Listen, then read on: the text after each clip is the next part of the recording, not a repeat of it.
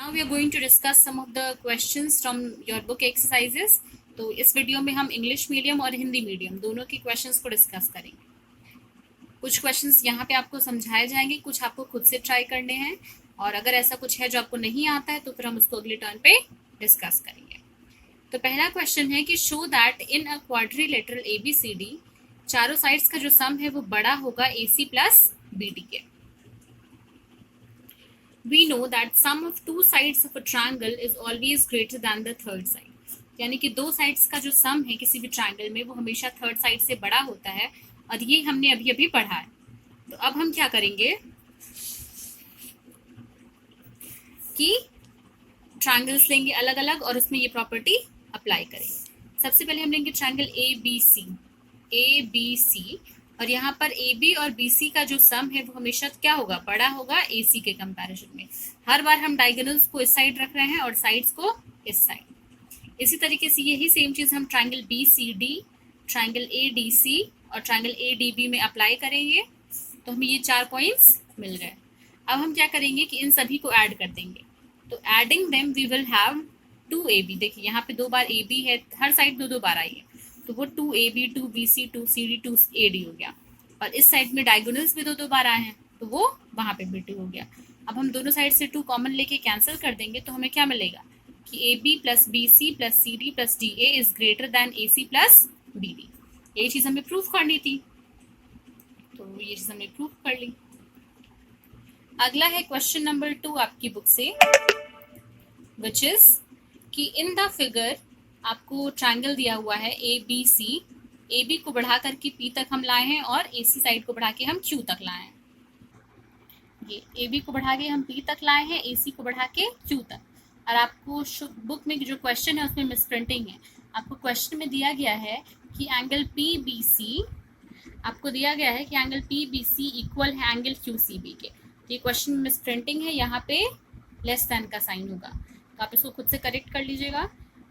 Now the question is कि angle PBC is less than angle QCB, और आपको दिखाना है कि AC जो है वो AB से बड़ा है। चलिए, तो हम जो हमें गिवन है वहीं से चलेंगे।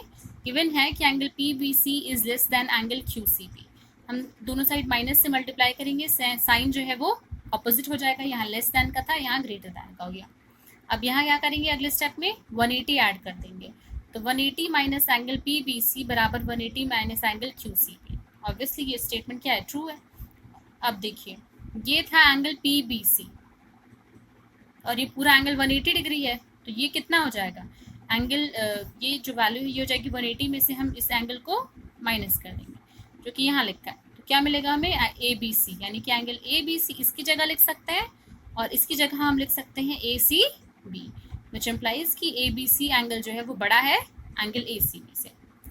क्योंकि किसी भी ट्रायंगल में the length of side opposite to greater angle is longer than the length of side opposite to smaller angle, that is किसी भी ट्रायंगल में अगर कोई एंगल, एक एंगल छोटा है दूसरा बड़ा है, तो जो छोटा एंगल है उसके सामने वाली जो साइड है वो भी छोटी होगी compare to the other side. वो जो जिसके सामने बड़ा एंगल है वो साइड भी क्या होगी, बड़ी होगी। तो वही थ्योरम जो हमने पढ़ा था उसी थ्योरम का यूज करते हुए हम कह सकते हैं कि यहाँ से इस स्टेटमेंट से कि क्योंकि ये एंगल बड़ा है तो इसके सामने वाला साइड बड़ा होगा, यानी कि AC is greater then AB। यही हमें इस क्वेश्चन में प्रूव करना था।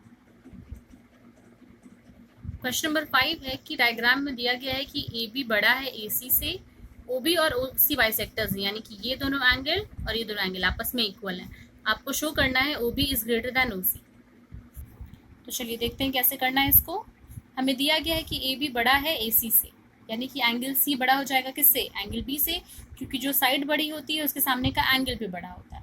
तो AB के सामने का एंगल है एंगल C, ये बड़ा हो जाएगा कंपेयर टू एंगल B।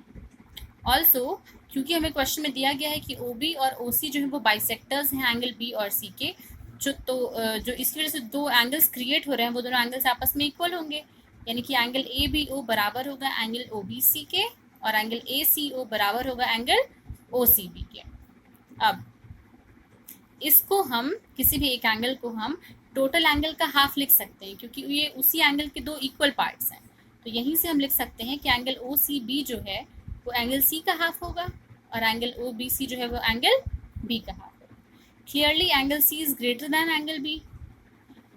ये बड़ा है तो इसका आधा, एंगल सी का आधा जो है वो भी बड़ा होगा एंगल बी के आधे से, यानी कि एंगल सी का half is greater than angle B का।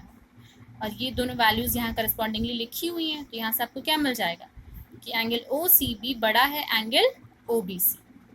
और वापस हम यही वाला थ्योरम लगा के क्या कह सकते हैं कि इसके सामने का जो साइड है दैट इज ओ बी, वो बड़ा हो जाएगा compare to the side O C of the triangle O B सी।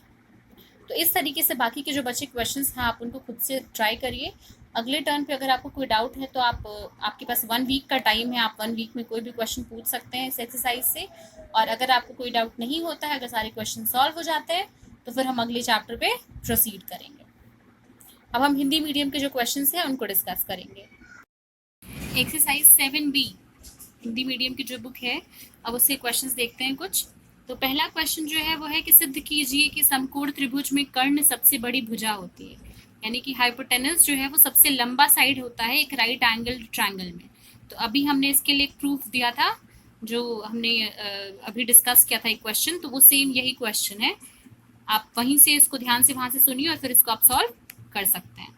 अगला क्वेश्चन है क्वेश्चन नंबर 2 कि त्रिभुज में जो माध्यमिकाएं हैं वो सदैव लंबों से बड़ी होती है। तो ये भी हमने अभी प्रूफ किया है। अगला हम क्वेश्चन नंबर 5 डिस्कस करेंगे। आपको एक स्क्वायर दिया गया है, वर्ग दिया गया है ABCD, जहाँ P और Q जो है ये क्या है, मिड पॉइंट्स हैं AB और BC के। तो आपको प्रूफ करना है कि AQ और PC आपस में बराबर है। तो ये बहुत ही सिंपल सा है, देखिए कैसे करेंगे आप इसको। नॉर्मल जो हम ट्रायंगल्स का हमने पढ़ा है क्या कहते हैं, कॉन्ग्रुएंस, तो यहाँ पे आप कॉन्ग्रुएंस यूज कर सकते हैं। इन दोनों ट्रायंगल्स को हम कॉन्ग्रुएंट प्रूफ करेंगे।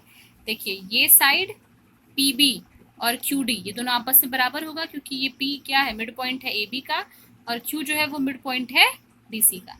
तो पहला चीज आपको ये साइड मिल गया। अगली चीज ये एंगल और ये दोनों 90 डिग्री हैं और इक्वल हैं। और तीसरी चीज की side BC is equal to side AD। तो ये दोनों ट्रायंगल्स क्या हो जाएंगे, कॉन्ग्रुएंट हो जाएंगे SAS एक्सियम से।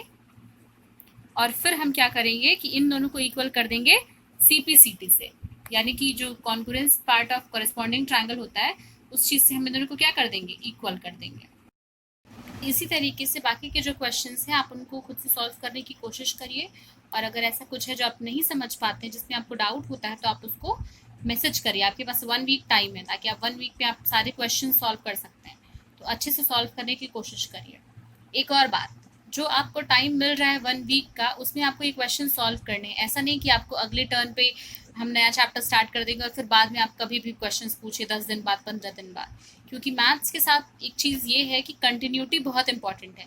अगर आप रेगुलर बेसिस पे सॉल्व नहीं कर रहे हैं तो आपको दिक्कत हो सकती है, प्रॉब्लम हो सकती है आगे। अगर आप प्रैक्टिस नहीं कर रहे हैं तो पीछे की चीज़ आप क्या करेंगे, भूल जाएंगे, आपको ध्यान में नहीं रहेगा।